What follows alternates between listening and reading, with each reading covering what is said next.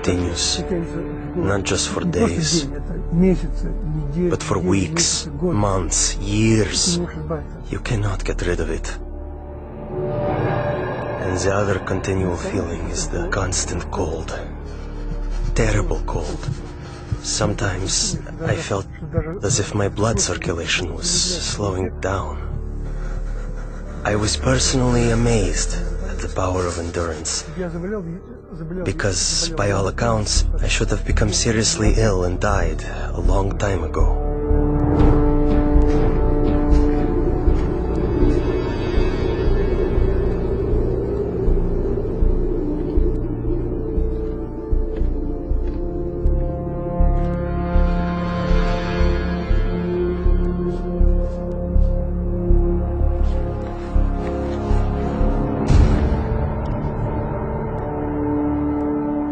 One night, I was thrown into a cell with a broken window. The KGB was determined to do an experiment and freeze me. Later they would say he broke the window in his cell and died of cold. I felt despair. I thought to myself, has God really left me? Am I really forgotten and neglected? Have my years of suffering been in vain? And in my despair, I began to pray. I usually pray silently, but this time I started to appeal to God out loud. God, have you left me? My cries were bursting from a heart literally in utter despair.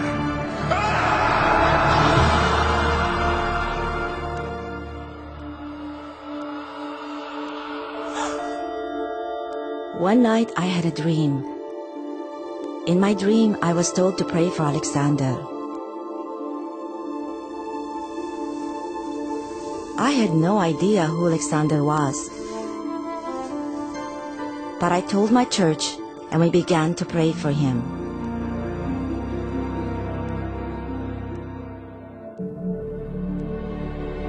And right then, I suddenly felt a palpable physical warmth. Not the kind that comes from a heater, but like when a mother draws her freezing child to her breast and warms him with her tearful breath of compassion. It was a very living, human warmth.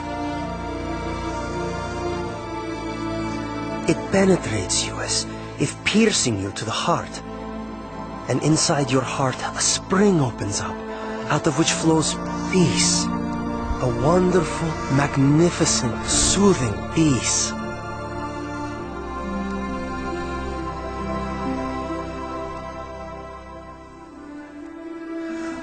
I felt a very loving, brotherly touch. Someone's caring hand touching my shoulder. I actually felt it. And this gesture represented the words, "You are not alone. You are not abandoned. We are with you. We are sharing your suffering." This warmth was the energy God gave me to feel physically the heat of prayer with my own skin, my own being. As if the prayers converted the energy of love into the energy of warmth.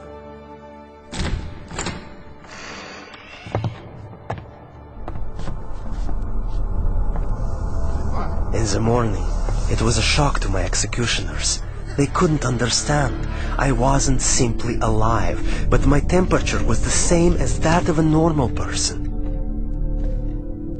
I heard the doctor explaining to my executioners in the corridor, "This is impossible. We can't explain it." About 6 months later, we received a letter from Open Doors to pray for Alexander. And we finally found out who this Alexander was. We had been praying for 6 months without knowing anything about him. Alexander had started a Christian movement that spread across the Soviet Union. For this crime against the state, he was imprisoned to a labor camp in northern Siberia. the death sentence zone. It so happened that many people began praying for me.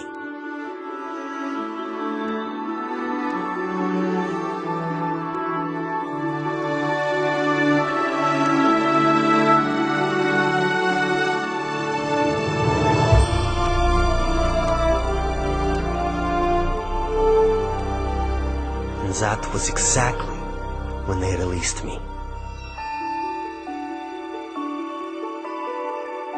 Prayer opened the prison doors, and as the gospel affirms, set the captives free.